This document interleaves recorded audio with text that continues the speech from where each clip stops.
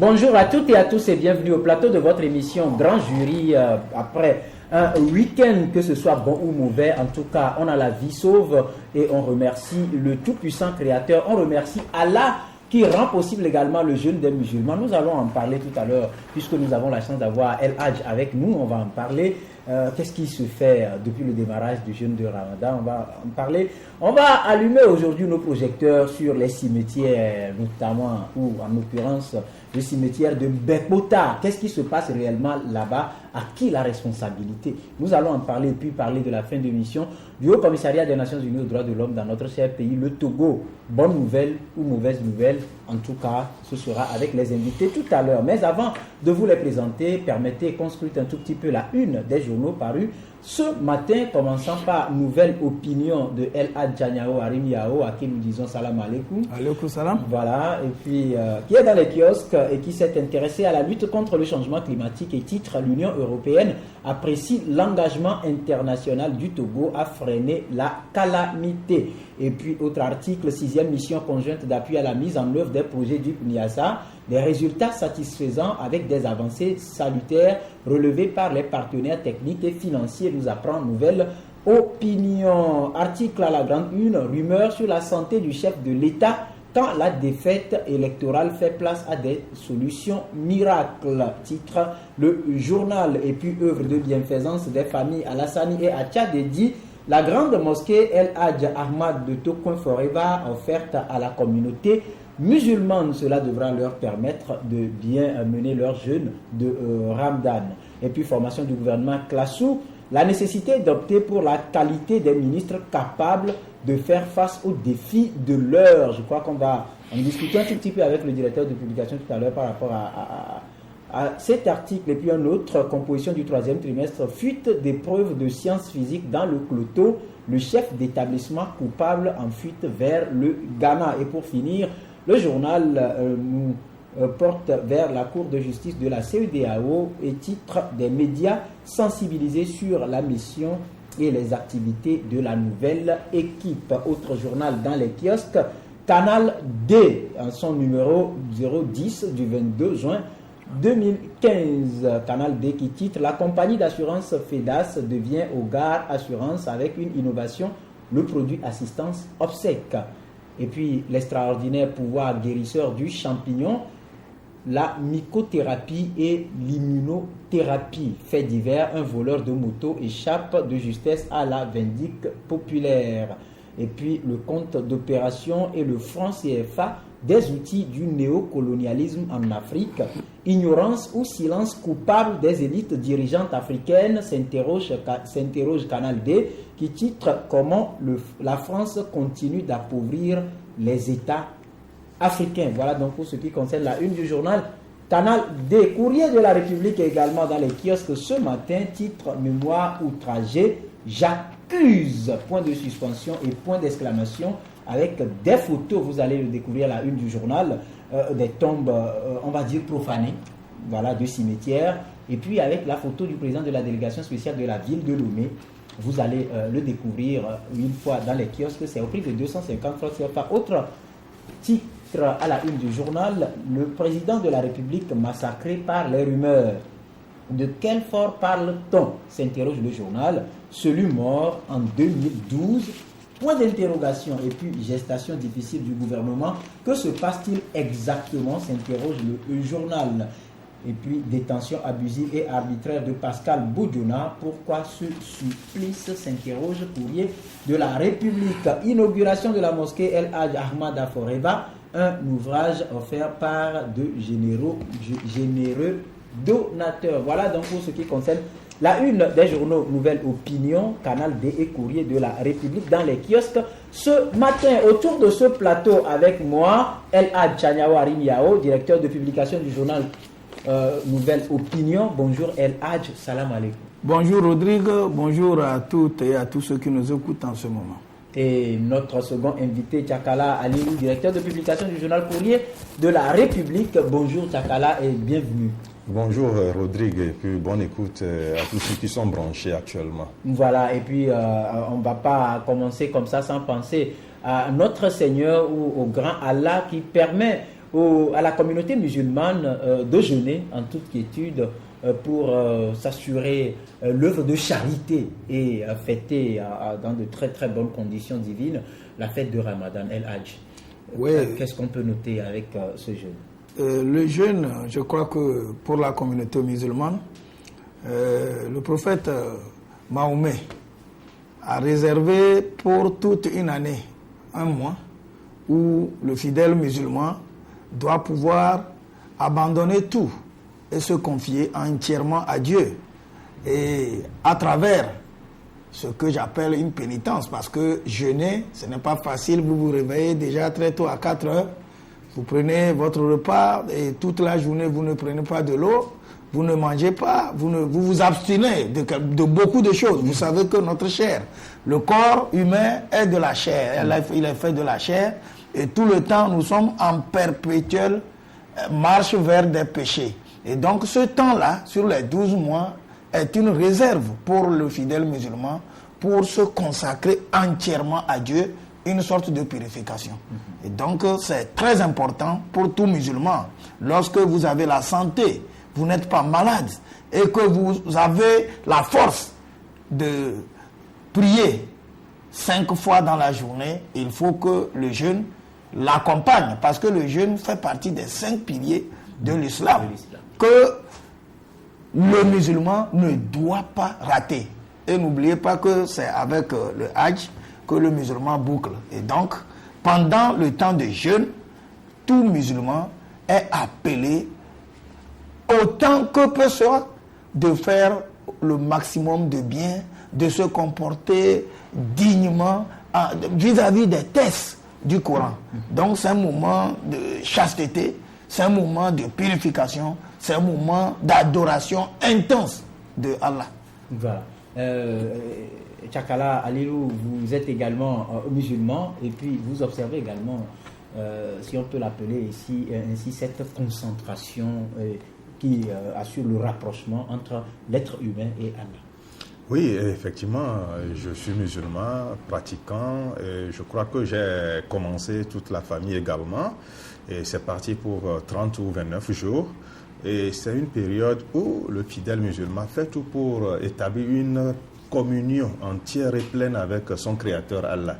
Donc c'est un moment d'intense activité, de prière, de dévotion et de louange à l'endroit du Créateur, du Très-Haut. Donc tout musulman qui jouit d'une parfaite santé, tout musulman qui veut quand même créer, briser une certaine barrière entre Dieu et lui, doit s'adonner à fond à ce moment-là. Donc je me dis que il y a certaines idées quand même galvaudées qu'il faut quand même que nous rétablissions ici sur ce plateau. Le jeûne, c'est un moment de partage. C'est un moment où il faut que le musulman essaie de penser aux autres, ceux qui n'en ont pas. Certains pensent que non, c'est le moment où le musulman se gave. C'est tout faux. Donc le musulman, en cette période-là, prépare suffisamment pour que ceux qui n'en ont pas, les musulmans et les non-musulmans, tous ceux qui passeraient et qui seraient... Tout ce qui est être humain.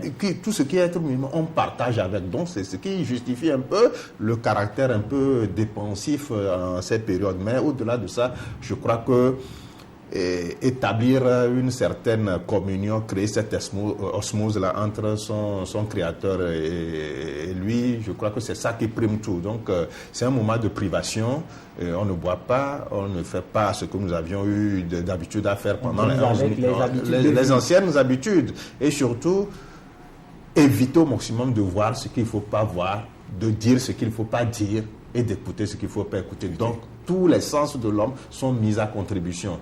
Donc c'est ce qui fait de ce mois un mois tout particulier. C'est dans ce mois que le Saint-Coran a été révélé au prophète Mohammed, paix et salut sur lui. Donc c'est cette période-là que le Saint-Coran, le livre saint des musulmans, a été révélé. Donc je crois que pendant ce temps-là aussi, il faut s'adonner à la lecture du Saint-Coran.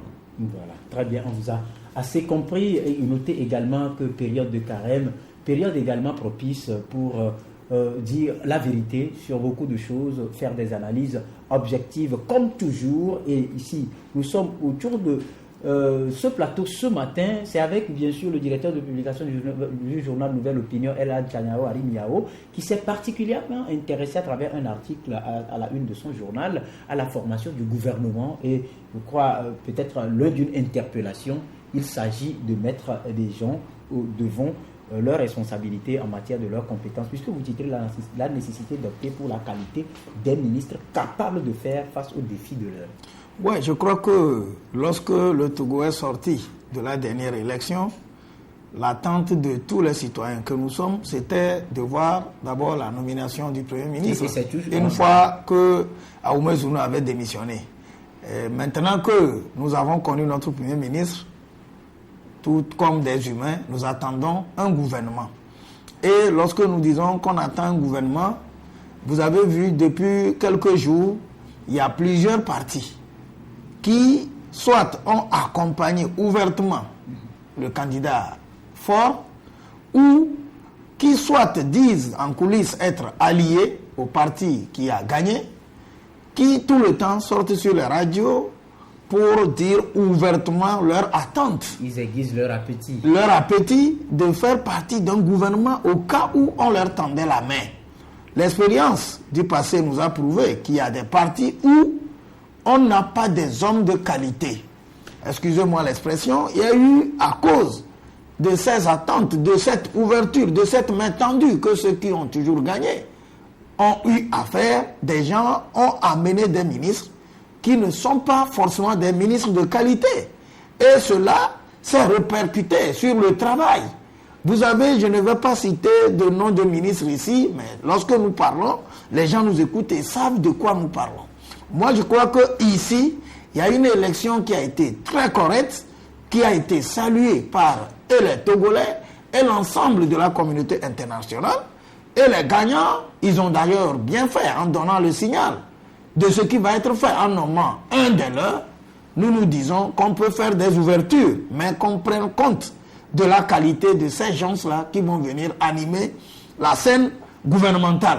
Et c'est en cela que nous avons titré qu'il nous faut des ministres de qualité qui connaissent le Togo et qui pourront, le moment venu, nous sortir des difficultés ou des défis qui sont là et restent pendants. Voilà. Et Tchakala, doit-on forcément récompenser tous ceux qui ont manifesté leur aliment à la candidature de Faure Gnassingbé lors de la récente élection présidentielle? Oui, qu'est-ce que vous attendez pas à récompenser? Puisque, comme elle l'a dit tout à l'heure, c'est vrai, on peut servir, manifester leur disponibilité. Non, on peut servir sa patrie en dehors même du gouvernement. Donc, je crois que si ces gens-là ont accepté et accompagné une certaine dynamique, c'est parce qu'ils trouvaient en force celui-là qui pourra répondre aux attentes, aux nombreuses attentes sur le terrain. Donc, c'est fort de cela qu'ils ont eu à accompagner cette dynamique. Mais au-delà de tout ça, là, demander à intégrer l'équipe gouvernementale. Donc, cela relève de la seule appréciation du chef de l'État. Mais la dernière fois, j'avais même déjà titré un article, non à la quantité, mais oui à la qualité. Donc, le confrère Tchaniao me rejoint parce que nous avions constaté de par le passé que le gouvernement, c'était du fourre-tout. Des gens sans aucune envergure, des gens qui se mélangent les pinceaux, des gens qui n'ont rien de concret à proposer pour sortir le pays de sa situation, sont invités quand même à faire leur premier pas au sein du gouvernement. Et vous voyez, l'échec se fait au niveau des charges qui leur sont confiées. Donc, nous ne souhaiterions plus continuer avec cette façon un peu maladroite de voir la chose. La gestion des affaires publiques, c'est vrai, c'est une affaire qui incombe à tous les Togolais. Maintenant, aller lever son petit doigt que non, pendant la campagne, j'ai eu à mouiller le maillot pour que quelqu'un soit élu là et attendre de lui absolument un portefeuille ministériel. Je crois qu'on doit dépasser cela parce qu'aujourd'hui, il est grand temps quand même que nous respections un peu les b.a.-ba de la démocratie. Quelqu'un a gagné une élection sur la base d'un programme donné. Là, il appartient à cette formation-là de dérouler, de donner corps à ce programme-là qui a séduit tant les populations qui ont porté leur choix sur lui. Donc, moi, je me dis que aller piocher les gens de gauche à droite, soit disant qu'au nom d'un certain apaisement, au nom de je sais quoi, là, je crois que ça fait un peu désordre. Il est grand temps quand même. D'ailleurs, avec la nomination de Kwame Classou Selom, le déclic est quand même donné et nous souhaiterions quand même que ça se poursuive comme ça, parce que au sein du parti UNIR, et ce parti regorge quand même d'assez de ressources humaines, mais on peut aussi voir des gens qui sont de la société civile, qui ne se sont pas spécifiés comme étant de tel bord. Sinon, je crois qu'on va toujours assister à cette histoire de quantité et au détriment de la qualité des personnages qui devraient alimenter ou bien animer l'action gouvernementale. Voilà, très bien. El Hadj, vous savez que nous étions aux urnes avant le Bénin voisin, mais aussitôt un Premier ministre nommé, le Bénin a accouché d'un gouvernement. Aujourd'hui, les Togolais sont dans l'attente d'un gouvernement. Comment analysez-vous tout ce temps que nous consacrons à alimenter les rumeurs autour de qui doit être au gouvernement et qui ne doit pas l'être? En bref, on n'a pas encore de gouvernement. Oui, je crois que nous ne sommes pas dans la peau de ceux qui ont toujours fait le grand travail pour nous donner les ministres. Et selon ceux qui sont proches de ces sphères-là, il semble que c'est un exercice un peu difficile, où il faut chercher à voir les profils, où il faut mener les enquêtes sur la vie de tous ceux-là qui vont venir animer la scène gouvernementale. Donc, bref, ça prend du temps tout simplement parce qu'on est en train de chercher, à mon avis, les bonnes personnes. Vous avez vu tout à l'heure que nous avons dit que par le passé, on nous a amené des ministres qui forcément ne tiennent pas. Aujourd'hui, par rapport à tout ce que nous disons, par rapport à tout ce que les journalistes écrivent et par rapport à tout ce qui se dit dans la masse, on prend du temps pour donner des hommes de qualité. Et pour trouver des hommes de qualité, ce n'est pas au petit matin qu'on se lève pour prendre un papier et porter les noms sur le papier. Si le Bénin a eu son gouvernement, reste à ce qu'on sache depuis combien de temps les gens ont commencé par préparer ce gouvernement. Parce que parfois, il y a des gens qui, sûrs d'eux, commencent par former le gouvernement des semaines avant même qu'on trouve le Premier ministre. Et là, le travail est beaucoup plus facile.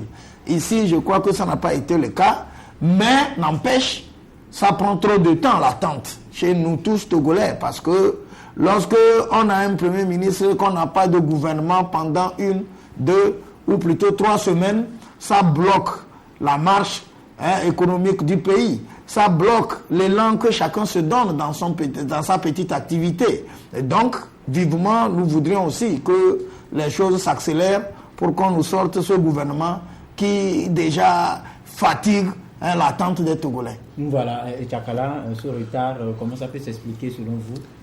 Non, on ne saurait justifier cela parce que moi, j'estime que quand le chef de l'État prenait le départ de la course pour la présidentielle, il était censé aller avec toutes les chances de remporter cette élection et il devrait avoir les hommes qui devraient l'accompagner dans cette dynamique. Il devrait tout prévoir. Moi, je ne trouve pas normal quand même que l'autre là, Oumezounou s'est fait prier avant de rendre le tablier, de donner sa démission et qu'on ait mis un temps fou aussi avant de nommer Classou Selom. Et maintenant, comme si cela ne suffisait, comme si la pression n'était trop, si la torture n'était pas assez suffisante, on met aussi plus de... Bientôt, nous serons dans la 3e semaine. Qu'est-ce qui se passe exactement? Tout le monde se mure dans un silence de cimetière, on ne nous dit rien. Et bon, c'est les rumeurs qui fusent de gauche et à droite, mais quand même, il va falloir quand même qu'on abrège. Le chef de l'État a dit que quand il sera président, il n'y aura pas une minute à perdre. Mais voilà que nous sommes en train de perdre des mois. Parce que la présidentielle, elle a pris fin depuis le 25 avril. Les résultats, il a prêté serment le 4 mai.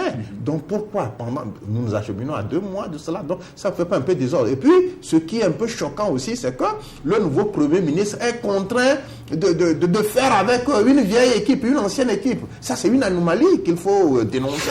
Ça ne fait pas sérieux. Aujourd'hui, normalement, Aoum et chose de Classou Selom est censé commencer son travail avec une équipe, avec des hommes nouveaux, quitte à ce que certains anciens aussi, soient dans cette équipe. Mais franchement, c'est une anomalie. Vivement qu'on abrège cette souffrance-là, parce que, vous savez, à toutes les éditions de journaux, nous avons nos yeux rivés sur nos petits écrans pour voir si la fumée blanche va sortir. Mais L'attentat a trop duré. Je crois que c'est un supplice et vivement que le président de la République et le Premier ministre fassent tout et tout pour quand même donner corps à ce gouvernement que nous attendons tant. Parce qu'il y a urgence sur le terrain. Il y a trop d'attentes sur le terrain. Donc, si cela se passe comme cela, ça peut s'assimiler à un mépris de ceux-là qui ont eu à porter le choix sur le chef de l'État. On attend qu'il déroule son programme qui a été très accrocheur et qui a fait que les gens portaient le choix sur lui. Son mandat qui s'égrène. Oui, et puis il est le seul comptable devant le peuple demain. Donc,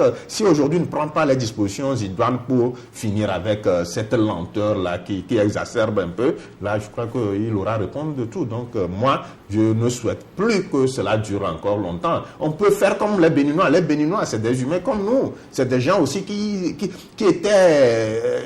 ils avaient des contingences. Il y avait des écueils, mais ils ont pu les contourner. Et puis, aussitôt, le Premier ministre nommé, 2 jours maximum après, il y a eu une équipe gouvernementale. Donc, c'est ce que nous attendons. S'il y a des choses qui ne clochent pas, vivement qu'on nous le dise et qu'on s'en tienne à ça. Mais ce flou-là, qui est savamment entretenu, franchement, ça n'arrange pas. Voilà, et nombreux sont ces Togolais qui, un tout petit peu, comment dirais-je, font ou établissent un lien entre cette lenteur et ce qu'on appelle entre griffes ces derniers temps l'invisibilité du chef de l'État, c'est-à-dire on estime que le chef de l'État serait malade, d'autres encore le prétendent pour mort, d'autres encore estiment qu'il serait tout ce que vous pouvez ou vous auriez pu entendre autour de la chose aujourd'hui à l'âge. Est-ce que cette situation liée au chef de l'État peut répercuter ou expliquer également cette lenteur? Bon, je crois que au moment où nous avions fini les élections et que le Premier ministre, Aoumé Zounou, tenait toujours le câble et qui n'avait pas toujours démissionné, au moment où Aoumé Zounou a fini par démissionner, on a mis assez de temps pour avoir le nom de Classou. En ce moment, qu'est-ce que les Togolais disaient? Pourquoi ne disait-on pas à cette époque qu'il y avait tel ou tel problème lié à la santé ou à quoi que ce soit, qu'on ne nous donnait pas le nom du Premier ministre nouveau? Donc moi je crois qu'il y a des choses qui sont propres aux Togolais qu'on ne trouve nulle part ailleurs au monde. Vous voyez, le Togo, c'est un pays atypique où des situations impossibles se créent. Ce n'est pas la première fois que nous assistons. J'ai écouté tout à l'heure quand vous avez lu la une de mon confrère Tchakala. Il a parlé de quel fort parle-t-on encore aujourd'hui? Il a relevé, c'est le fort qui était mort depuis 2012 en Israël, ou c'est lequel encore? Et donc je crois que les Togolais, tout le temps quand on finit les élections, il y a toujours de ces courants d'invention, des inventions de ces gens qui viennent, où en 2012, les gens étaient allés au pire. On a déclaré Fort Gnassingbé mort en Israël, et au moment où tous les Togolais attendaient la dépouille, c'est un fort ressuscité que nous avons vu accueillir à l'aéroport. Et donc aujourd'hui, qu'on dise que Fort est malade, mais disons-nous la vérité. Qui d'entre nous ne tombe pas malade? Rodrigue, nous sommes des peut-être ce matin, moi je souffre d'un mal.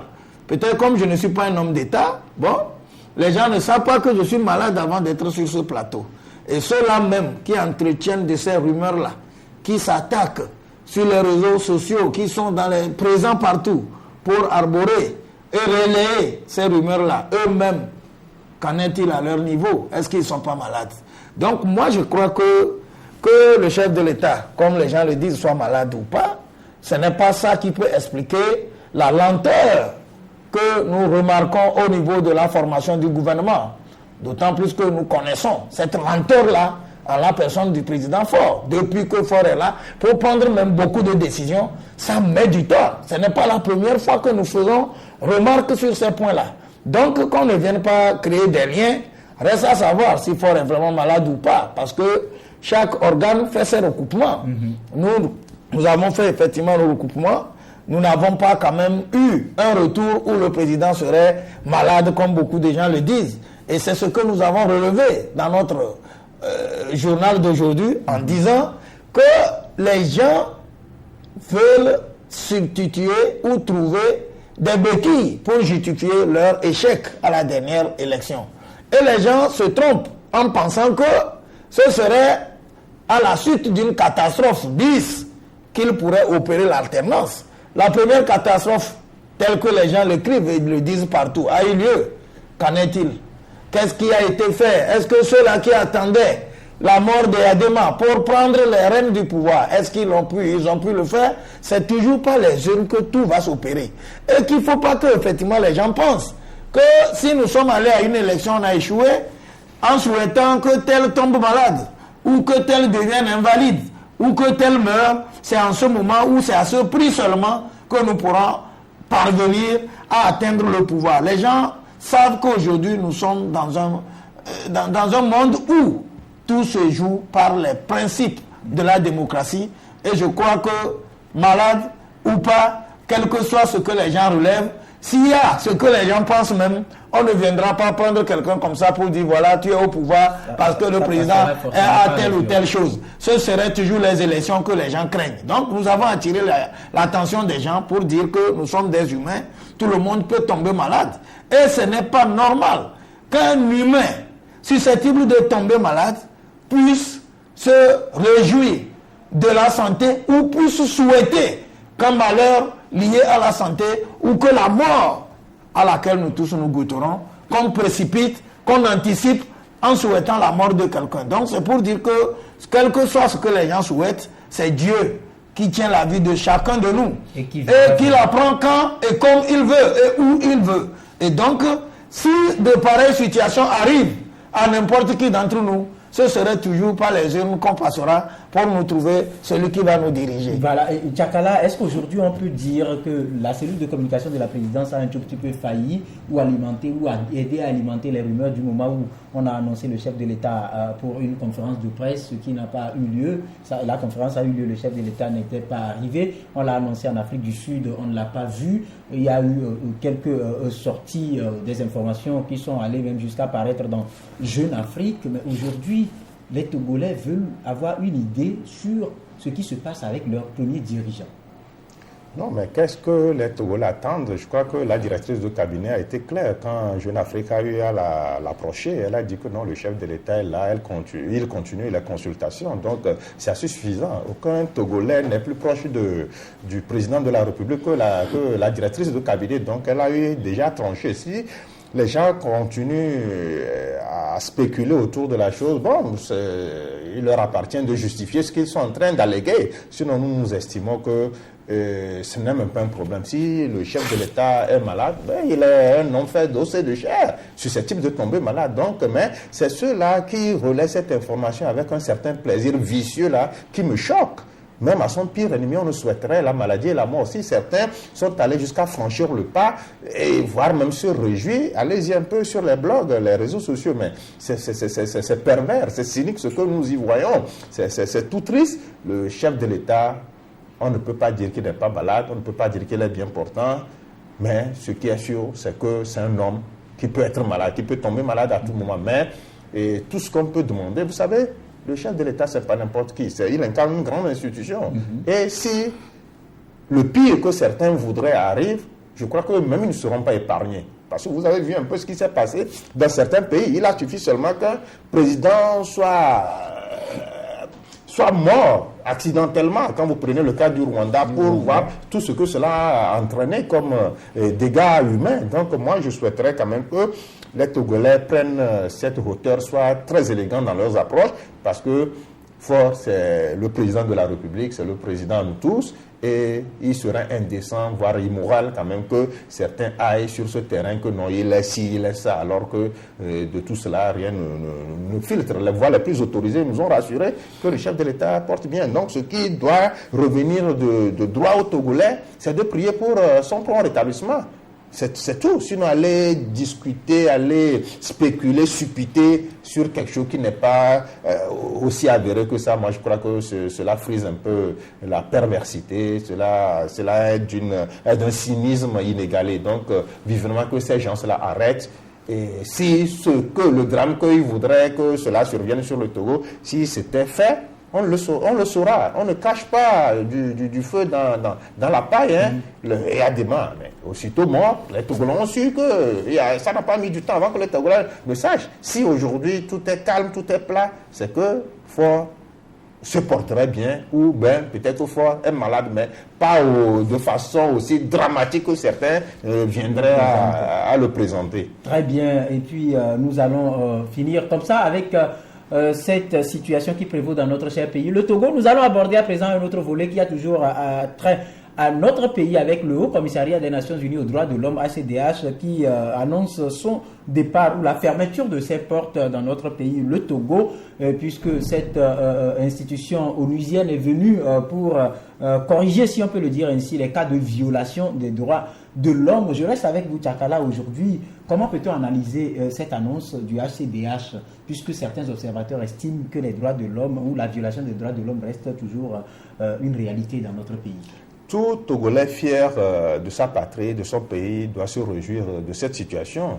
Donc le Togo a cessé d'être ce pays en crise, d'être ce pays où on viole allègrement les droits humains, même s'il en a encore quelques poches de résistance, mais c'est une très bonne nouvelle, parce que le HCDH s'était installé aussitôt après la présidentielle de 2005, où on avait constaté toutes les violences inouïes qui s'étaient abattues sur le pays avec mort d'homme. Aujourd'hui, si les institutions onusiennes ont leurs critères d'appréciation, il n'appartient pas à nous, citoyens, d'aller dire que non, aujourd'hui, le Togo retrouve ses marques, le Togo, sur le plan des droits de l'homme, tout est au point. Mais c'est des gens qui sont venus, c'est des gens qui ont quand même leurs représentants ici et qui sont au parfum de tout ce qui se fait dans le pays. Si cette institution a décidé aujourd'hui qu'elle va fermer ses portes au Togo, c'est sur la base de certains critères qu'ils détiennent. Donc, je me dis que c'est une avancée significative et tous les Togolais doivent se réjouir. Donc, il appartient maintenant au gouvernement de continuer dans le même sillage pour réduire un peu cette histoire, question des droits de l'homme à zéro violation des droits de l'homme. Donc, c'est un peu impossible. On peut y arriver. Donc, vivement que tous ceux-là, tous les Togolais qui sont épris de cet amour pour leur patrie se réjouissent de cette situation heureuse par ce départ-là qui se concrétise après, je dirais plus de 10 ans de présence dans notre pays. Donc ça veut dire que des pas de géants ont été faits dans le domaine des droits de l'homme. Voilà, El Hadj, par rapport au HCDH. Oui, je crois que Tchakala a effleuré une bonne partie des idées qu'on peut développer autour de ce retrait. Le HCDH, qui est une institution onusienne, ne s'invite pas dans n'importe quel pays. C'est une institution qui vient dans des pays souvent en crise, où le droit de l'homme est totalement bafoué, où les gens n'ont aucune notion sur ces béabas des droits de l'homme. Aujourd'hui, le Togo a connu le HTDH avec Idje Olakotokumbo, qui est parti, qui est revenu encore. Et observez un peu, vous allez voir que beaucoup de diplomates disent ouvertement que le Togo peut être aujourd'hui pris pour un modèle démocratique. Donc ce n'est pas rien. Et donc on ne se lève pas d'un beau matin pour dire que bon, nous nous retirons parce que le pays va encore mieux au plan respect des droits de l'homme. Donc nous pensons qu'il faut saluer le président Faure et tous ces gouvernements qui ont précédé ce départ-là, ce retrait du HCR, pour dire qu'un grand travail a été abattu, notamment avec le ministre Amadou Yakou, qui est l'actuel ministre qui tient le domaine, le côté droit de l'homme, et qui avait été aussi un acteur du respect des droits de l'homme au moment où il était à la Ligue togolaise des droits de l'homme. Donc c'est quelqu'un qui se connaît dans le domaine, et on dit aujourd'hui qu'il a abattu un grand travail et où les gens ont fini par comprendre que le Togo se porte beaucoup plus bien. Et tout Togolais, comme Tchakala l'a dit, doit vraiment aimer d'entendre qu'on dise que son pays est un pays aujourd'hui stable.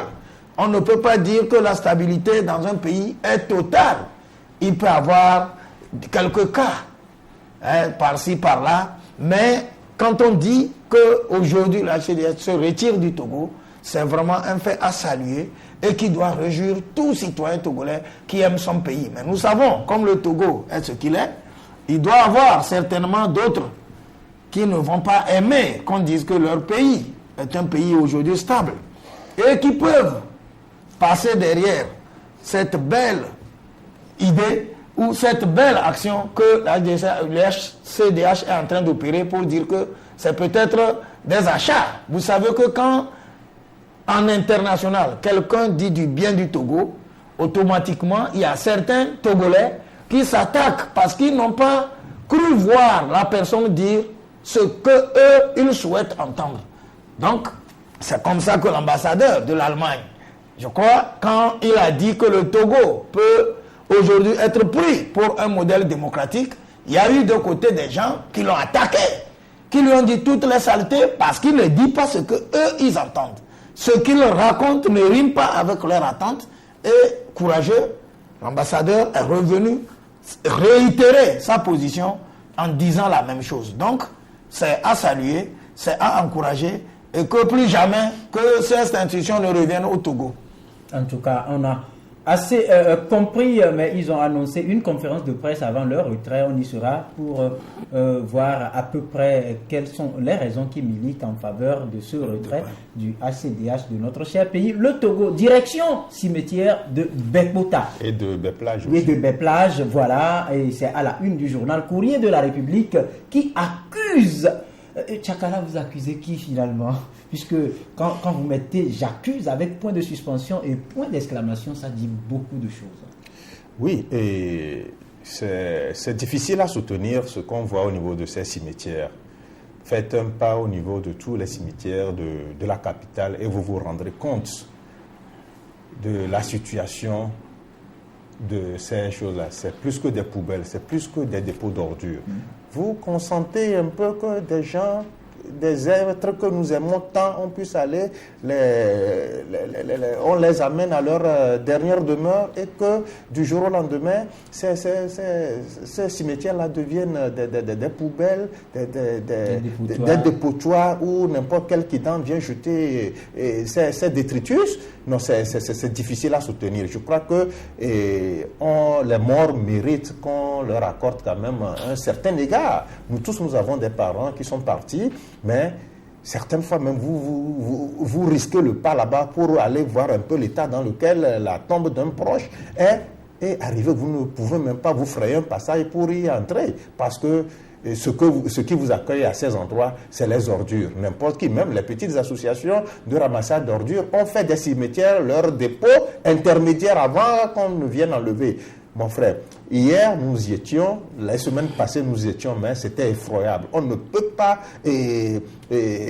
donner un autre supplice à ces gens-là qui sont partis. Il y a Birago Diop qui dit que les morts ne sont pas morts. Effectivement, voyez un peu ce qui se fait dans certains pays plus proches et un peu loin de nous. Quand vous arrivez dans un cimetière, c'est des endroits les mieux entretenus. Il y a des gens qui vont pour se recueillir. Les gens qui vont pour se recueillir. Ici, c'est quasiment impossible que vous le fassiez. Parce que l'odeur, la puanteur vous accueille, parce que c'est des amas d'ordures. Et puis, par ces temps de pluie, allez un peu au cimetière de Beplage et vous constaterez. C'est vrai.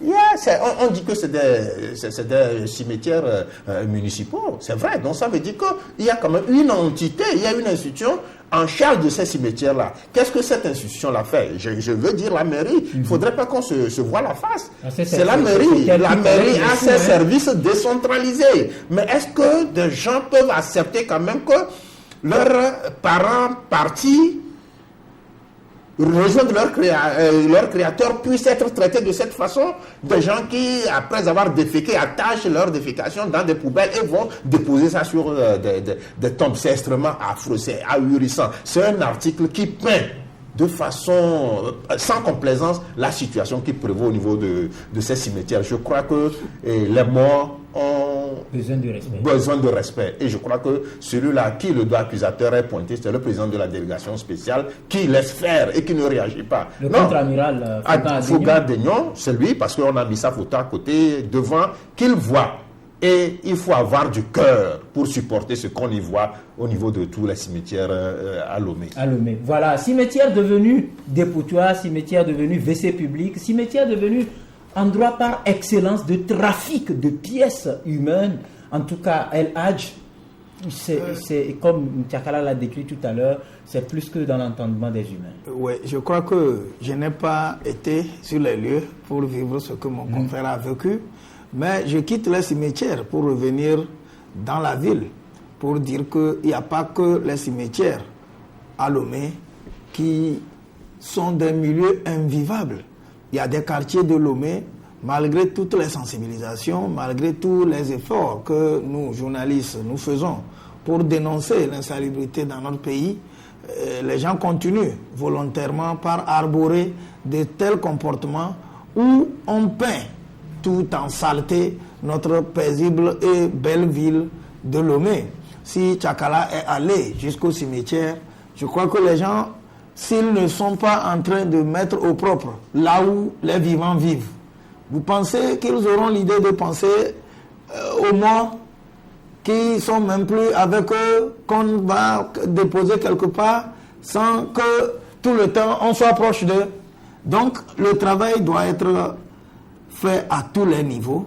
Les cimetières, c'est vrai, les images en disent long. Lorsque vous regardez, vous comprenez que les cimetières sont effectivement devenus des dépotoirs, de grands dépotoirs. Et je crois que lorsqu'on va pour un enterrement, ça se paye. Je ne sais pas si les tombes, il y en a qui prennent des sous pour ça. Lorsqu'on creuse les tombes, c'est quelqu'un, c'est une institution de 80-90 000. Voilà, donc tout ça, tous ces fonds doivent être mis au profit de l'entretien aussi bien des cimetières que de la ville. Donc, je ne sais pas si c'est directement le contre-amiral qui s'en occupe. De la responsabilité de la ça famille. relève de sa responsabilité. Je crois qu'ici, on est en train d'attirer son attention pour qu'il essaie de voir les services techniques qui s'en occupent pour que tout cela soit mis au propre, pour que nos morts, comme Birago Diop, que Tchakala a souligné, l'a dit, nos morts qui ne sont pas morts, nos morts qui sont partout, qui sont dans nos chambres un peu partout avec nous, pour qu'ils puissent aussi humer du bon vent, pour qu'ils puissent se sentir à l'aise dans leur dernière demeure. Voilà, sentir à l'aise dans leur dernière demeure. Oui, Tchakala veut ajouter quelque chose. Justement, je crois que nous tous, nous sommes des morts en puissance. Tout âme goûtera la mort.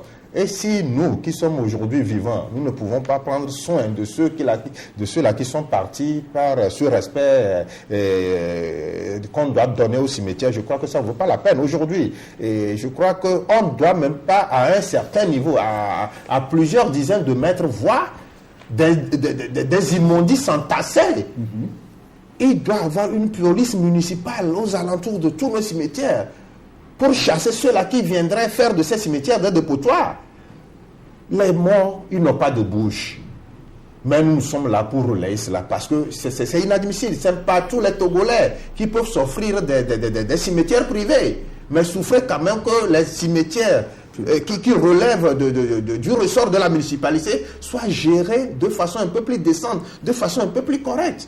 Mais aller là-bas, c'est pas seulement, il faut pas seulement attendre le 1er novembre, la Toussaint pour aller mettre au propre là-bas. Non, ça doit s'entretenir tous les jours, toutes les semaines.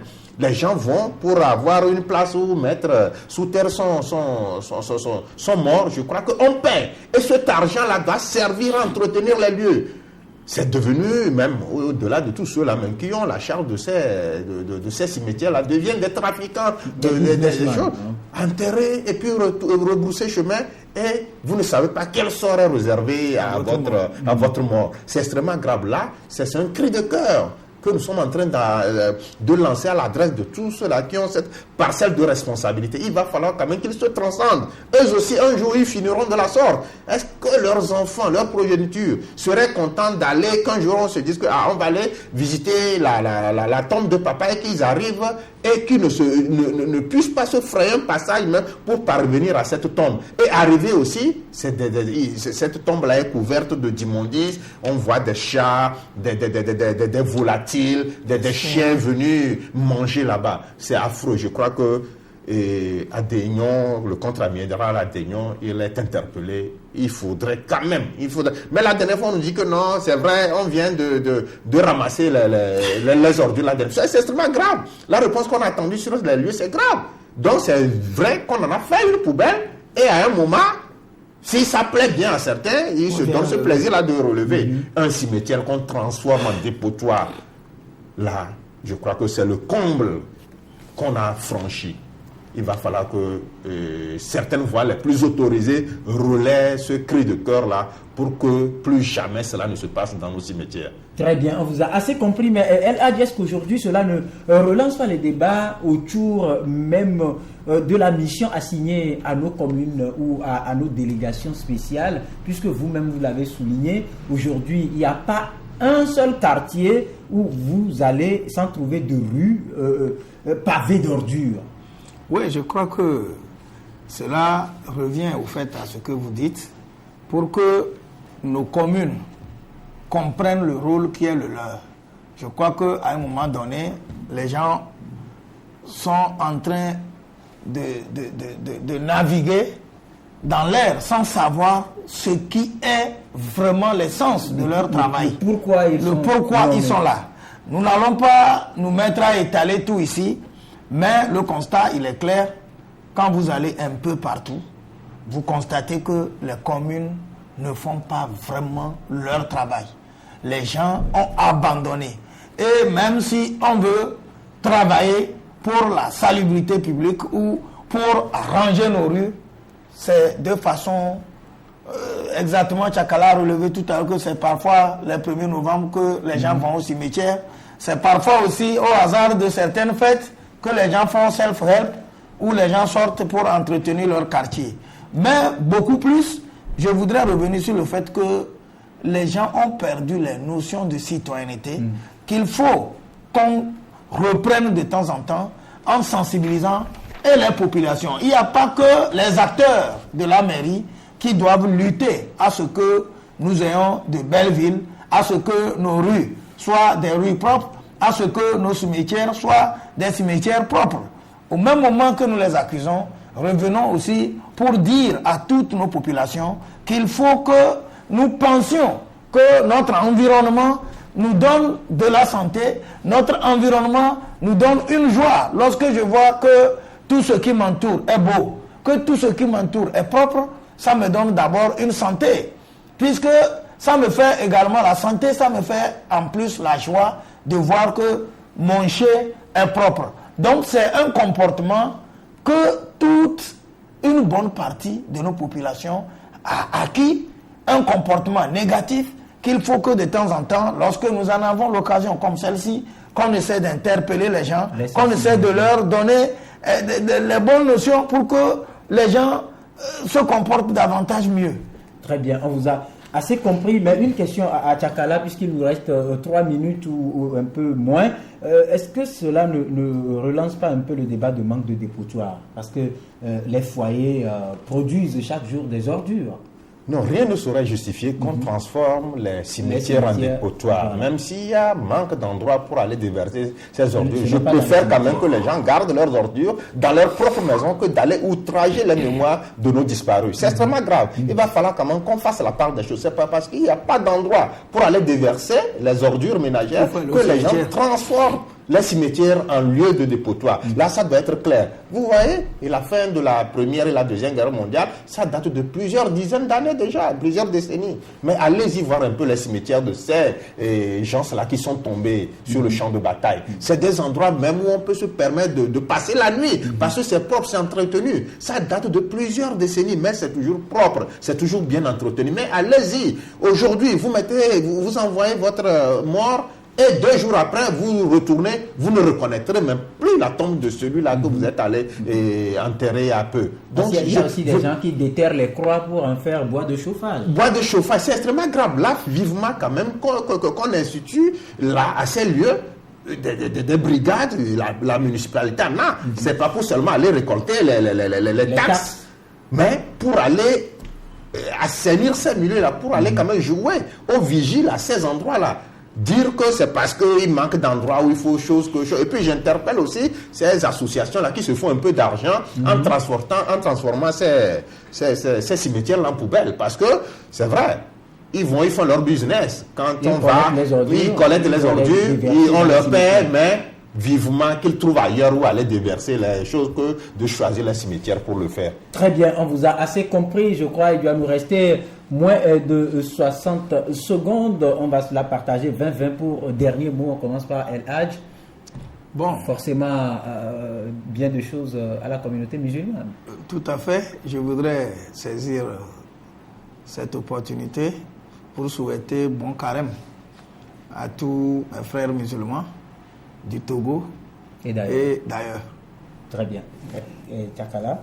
Oui, et moi, vivement que le chef de l'État, malade ou pas, réapparaît sur les écrans radars des Togolais, parce que, vous voyez, et c'est pas seulement le désamour. Hein. Si les Togolais insistent tant à voir leur chef de l'État, c'est par amour également. Donc, il manque vraiment aux Togolais, vivement qu'il réapparaisse. Très bien, on vous a assez compris et nous allons faire un coucou spécial à Sir Ademayafor, qui connaît bien de choses à lui et à sa famille. Nous allons également faire un coucou spécial à tous les Togolais de la diaspora, où que vous soyez. Comme on le dit toujours, si vous faites le bien, vous le faites pour vous.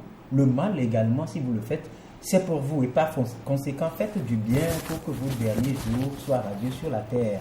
Nous interpellons également les Togolais à ne plus verser des ordures dans les cimetières, mais à les entretenir, parce que demain, vous en aurez besoin. Vous y serez admis. Bien de choses et bonne journée à vous toutes et à vous tous. Au revoir.